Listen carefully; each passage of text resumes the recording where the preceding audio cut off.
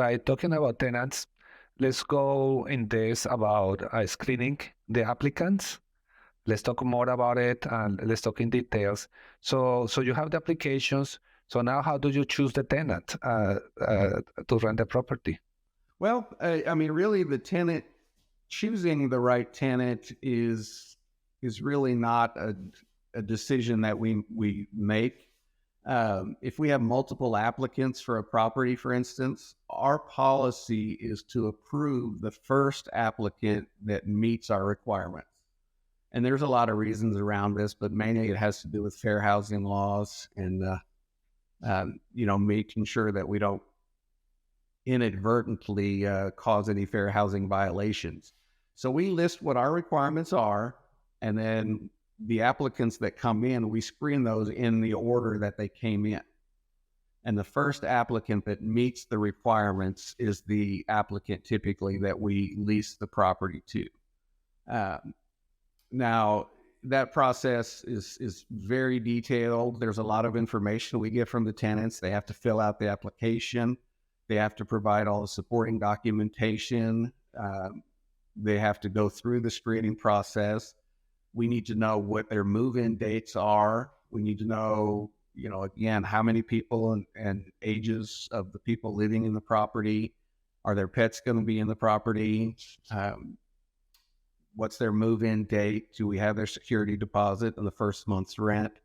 So all of that goes into determining which tenant to lease the property to. But again, we do it in order. The first applicant we screen first, and as long as they meet the requirements, they're approved. If they don't, we'll move to the second application and we'll start that process over until we find the right one that does meet those requirements and can move in within our required time frame. Right. So you don't even screen any applicants if they come 4 or 5 plays. You screen first 2, 3, and then if they qualified, then you just move with that applicant. Correct. Yes, I know there's companies out there that will. They'll take all of the applicants in and they'll collect all of the application fees from all of the applicants and they'll keep those fees. We don't do that. If we don't screen your application, we're not keeping your application fee. If there's 5 people that have applied and they've all applied they've all paid the application fee, we're going to screen applicant number 1. We're going to charge them the fee. And if they're qualified, we refund everyone else's fees. If they're not qualified, we'll move on to number 2. We'll charge him the application fee and we'll screen him. And if they're qualified, great, we'll refund number 3, 4, and 5 application fees. But yeah, we only charge the application fee to the applications that we actually screen. Wow. So if I'm a tenant, I really need to move quickly and send you my lease application. And what documents and information do you typically request from these applicants? Do you have any stories in this area? I do. I've got a couple I can share with you that actually both of these have happened in the last week. I had an applicant that applied for a condo that we have for lease right now.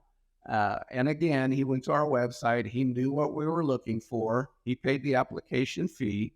And quite honestly, just point blank lied on the application because when we did his credit check, we found out that he owed another management company over $13,000 in unpaid rent and property damage. So do we want to approve someone like that? No, definitely not. The other applicant, and she probably would have been qualified. However, she applied on Friday afternoon about 3:30. And then she called me at 4 and asked if she was approved. And I said, I haven't even had a chance to run the application yet. It would probably be Tuesday or Wednesday before I would have a final decision. She said, well, I need to move out of my apartment by Sunday. Well, I'm sorry, we're not going to have time to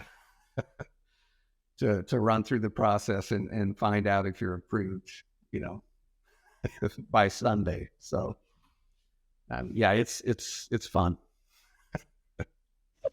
How do you verify an applicant's employment and income information? Yeah, that's one that I had to learn the hard way also, because people will tell you, oh, I work for, XYZ company and here's my supervisor's name and phone number. Well, I could have been their best friend since they were children, and he's going to say whatever he tells him to tell me when I call to verify his employment.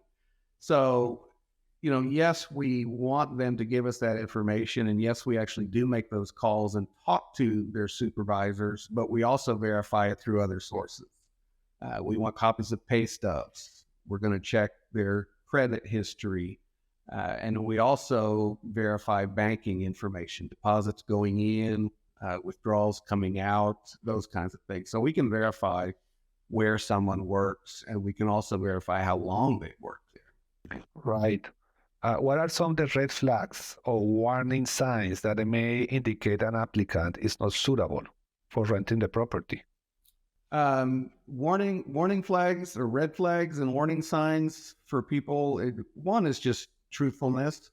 We've approved people, and with COVID especially, and people, losing jobs and things of that nature, we've learned to be a little bit less strict with some of the requirements, like credit score, for instance. But at the same time, we want to make sure that they're completely honest with us. If we know there's issues, we can figure out a way to work around them potentially. But if they try to lie about it, that's a huge red flag. Don't tell me one thing if the opposite is true, because then I'm going to start wondering what else are they not being honest about.